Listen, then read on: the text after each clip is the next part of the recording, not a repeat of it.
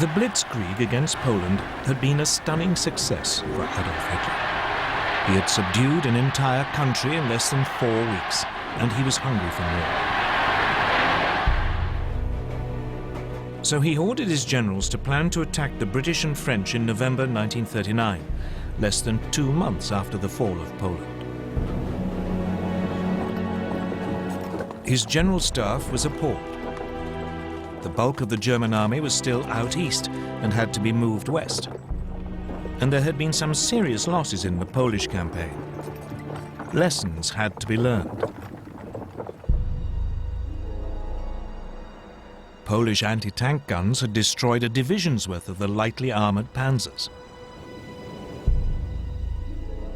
A quarter of the aircraft used had been lost. The panzers were too light and unreliable, and they had frequently outrun both their supply columns and the marching infantry. Reluctantly, after furious arguments, Hitler agreed to wait until the following spring.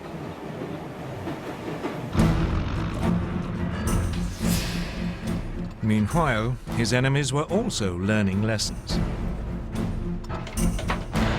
Britain had thought that bombers would be a key weapon in the coming conflict. But when on September the 4th, Britain's Royal Air Force made a daylight raid on German shipping, 7 of the 30 bombers were shot down. It soon became clear that this wasn't a one-off misfortune. In some raids, over half the aircraft were lost. British bombers just weren't up to the job. So the RAF switched to night raids, and they decided to drop not bombs but leaflets, so as not to provoke retaliation.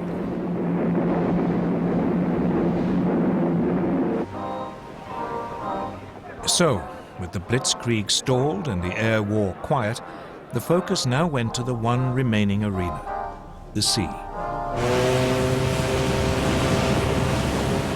Germany's navy was still in the middle of an ambitious building program that wasn't due to finish until 1948.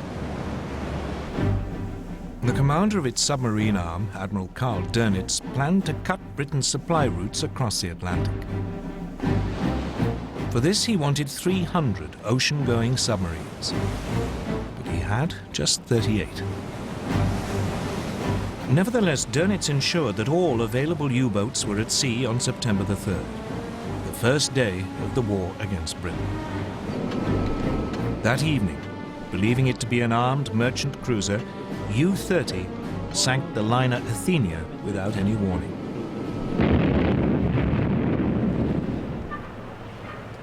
A 112 lives were lost, including 26 American citizens.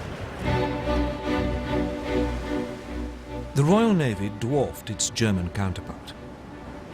It had 12 battleships. Germany had none. It had 5 aircraft carriers. Germany, again, had none. So after the Athenia, Britain declared a total blockade of German ports. But for all its size, the Royal Navy had too few escort vessels. Many merchant ships had to sail alone. And by the end of 1939, more than 100 had been sunk. It quickly became apparent that the British had woefully underestimated the submarine threat. On September the 17th, U-29 sank the British aircraft carrier Courageous.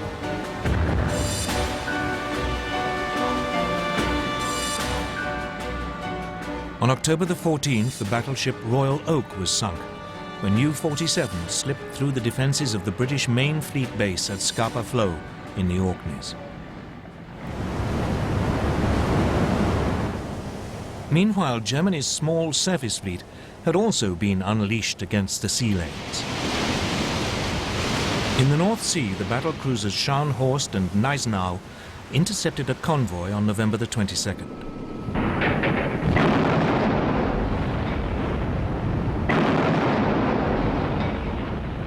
They sank its escort, the armed merchant cruiser Rawalpindi. But it was the pocket battleship Graf Spee which caused the greatest problems.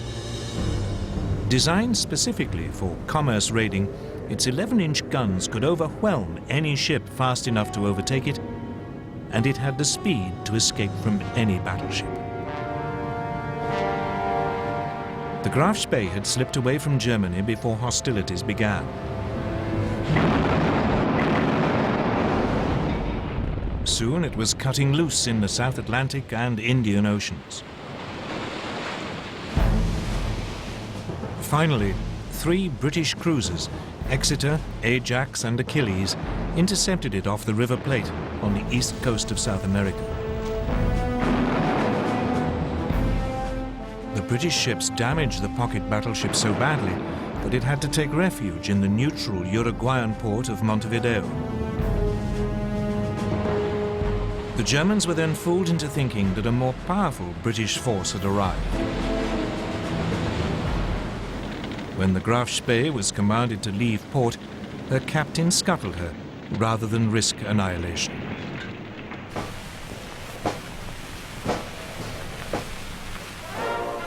Back home, the Royal Navy crews were feted as heroes. But this was just about the only obvious success enjoyed by the British or French armed forces during the winter of 1939. Though the British did enjoy one secret victory in the technological war, which was to prove vital.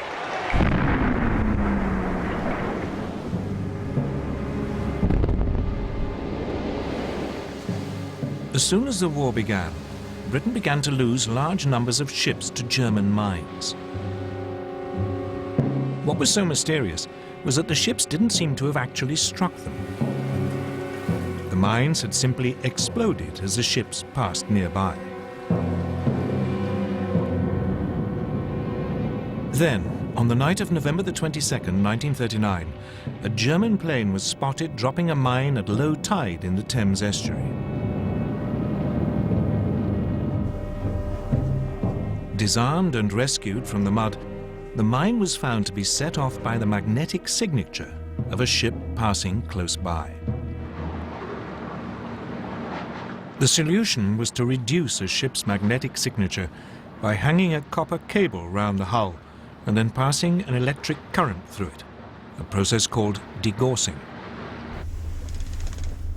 Once degaussing was applied to all ships, the danger from the magnetic mine was massively reduced. But otherwise, as 1940 began, the war was quiet. The two sides did little during the winter except to patrol, train, and try to keep warm, for it was a particularly cold one. An American journalist called it the phony war. For the Germans, it was the Sitzkrieg.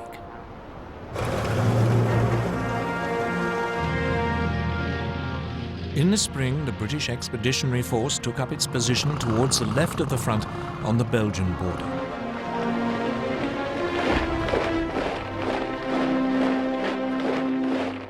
But it was dwarfed by its French ally. France had some 100 divisions along the Belgian and German frontiers or in reserve nearby.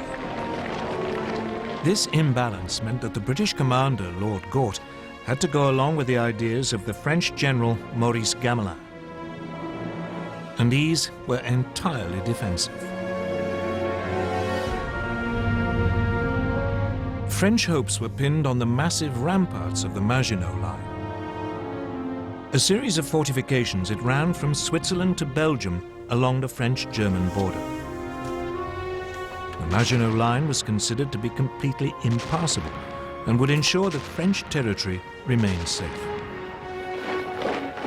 But otherwise, the Allies had no idea of how actually to defeat Germany. Instead, they brought up their forces and prepared for a repeat of World War I. They would blockade Germany to sap its strength, and they would dig in, ready to grind down the assault which they knew must come. None of their commanders seemed to consider that the Germans might have totally different ideas, or that the next moves might come in a completely different arena.